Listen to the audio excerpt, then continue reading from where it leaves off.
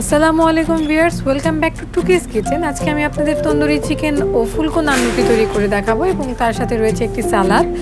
ফার্স্টে আমি রুটিটির প্রসেসিংয়ে চলে যাচ্ছি। আমি এখানে 3 কাপ ময়দা নিয়েছি। অবশ্যই ময়দা নিতে হবে, আটা নিলে রুটিগুলো এত সফট হবে না। চেষ্টা করবেন ময়দা দিয়ে এটি তৈরি করতে।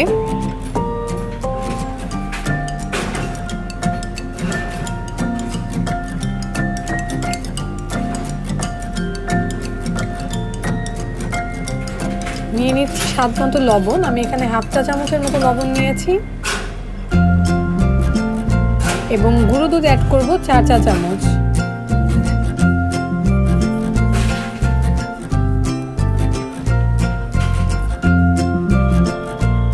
শুকনো উপকরণগুলোকে ভালো মতো মিক্স করে নিব।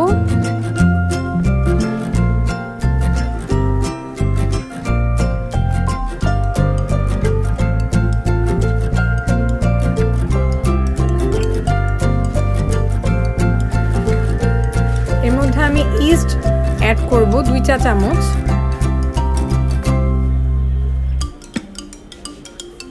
অ্যাড করব চিনি 2 চা চামচ এবং এখানে আমি সয়াবিন তেল অ্যাড করছি।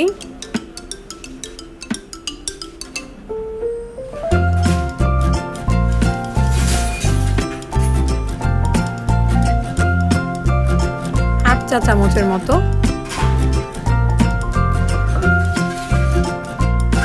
এবং অ্যাড করব টক দই।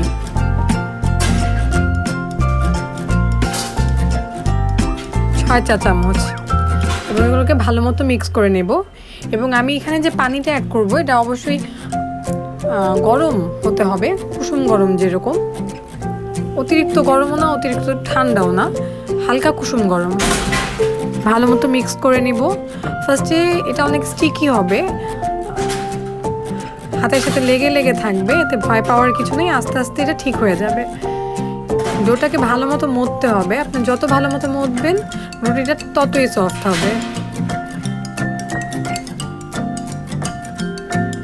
ডোটাকে 10 মিনিটের মতো ভালো মতো মথে নিয়েছি এবং আমার মোথা শেষ হয়ে গেলে আমি উপর দিয়ে একটু তেল ব্রাশ করে নিব হাত দিয়েই ডোটার মধ্যে এবং এটিকে ঢেকে 1 ঘন্টার জন্য একটি গরম জায়গায় রেখে দিব।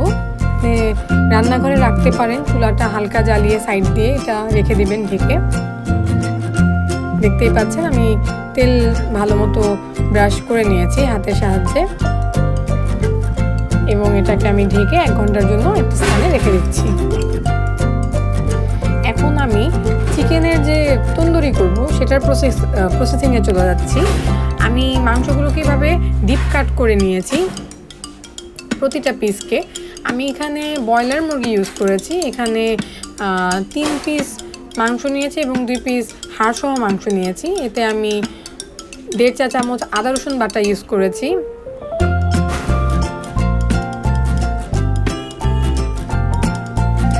এর মধ্যে অ্যাড করব হচ্ছে লাল মরিচের গুঁড়া হাফ চা চামচ। যে যেরকম ঝাল খান, যদি বেশি খেয়ে থাকেন 1 চামচও দিতে পারেন। দিয়ে দিচ্ছি ধনিয়া গুঁড়া হাফ চা চামচ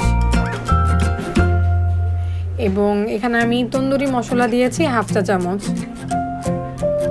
এবং লবণ নিয়েছি স্বাদ মতো।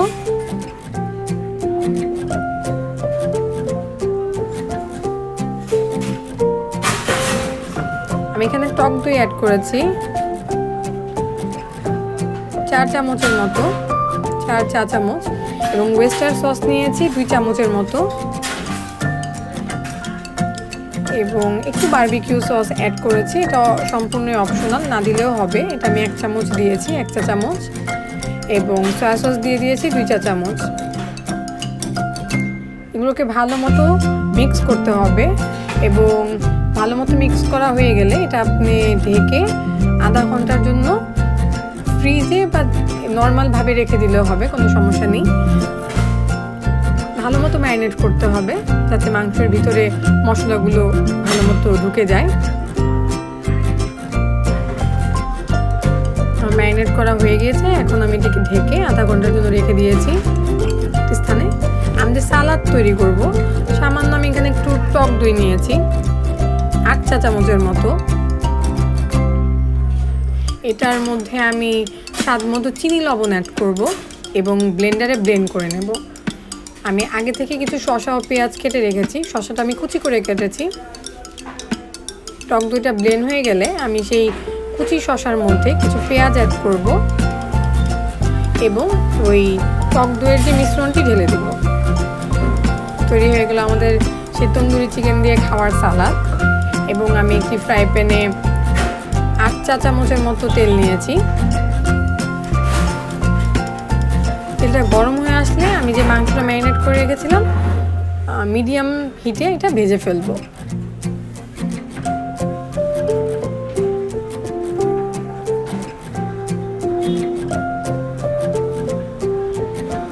আমি একসাথে সবগুলো পিস দেইনি, আমি 3 পিস নিয়েছি যেহেতু পিসগুলো একটু বড়।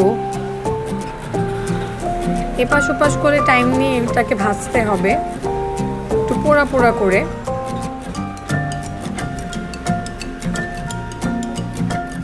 এটা যখন ভাজা হয়ে যাবে তখন আপনি যে প্লেটে সার্ভ করবেন তার মধ্যে একটা ফয়েল পেপারে এক টুকরো কয়লা নিয়ে ওটার মধ্যে একটু তেল ঢেলে দিয়ে ঢেকে দেবেন, তাহলে স্মোকি ভাব আসবে।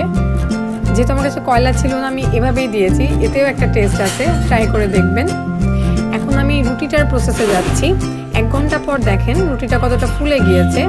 আমি এটাকে এরকম লম্বাটে করে সমান ভাগে কেটে নিব।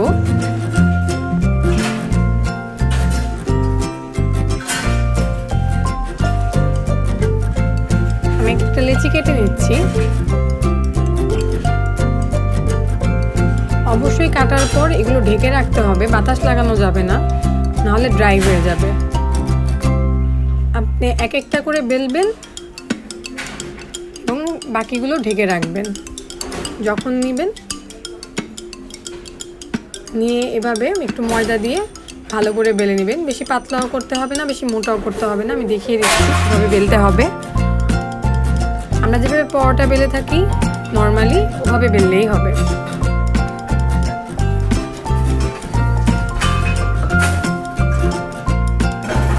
আমি আগে থেকে একটি ফ্রাই প্যান বসিয়ে রেখেছি, গরম হয়ে গেলে আমরা একে একে রুটিগুলো ভেজে ফেলবো। একটু টাইম নিয়ে ভাজতে হবে এপাশ ওপাশ করে।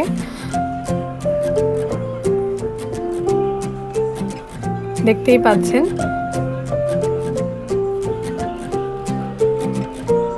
রুটিটি অনেক সফট হবে।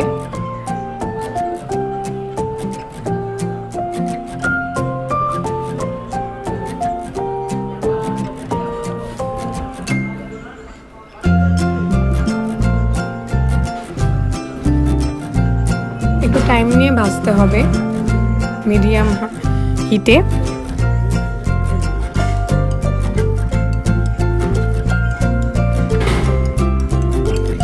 আমরা যে কোনো মাংসের সাথে খেতে পারি।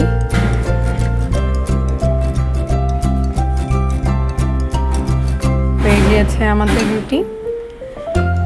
যদি আমার রেসিপিটি আপনাদের কাছে ভালো লেগে থাকে অবশ্যই বাসায় ট্রাই করবেন এবং আমার চ্যানেলটিকে সাবস্ক্রাইব করবেন। ধন্যবাদ।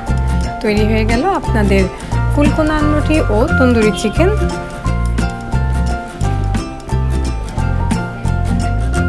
আসসালামু আলাইকুম।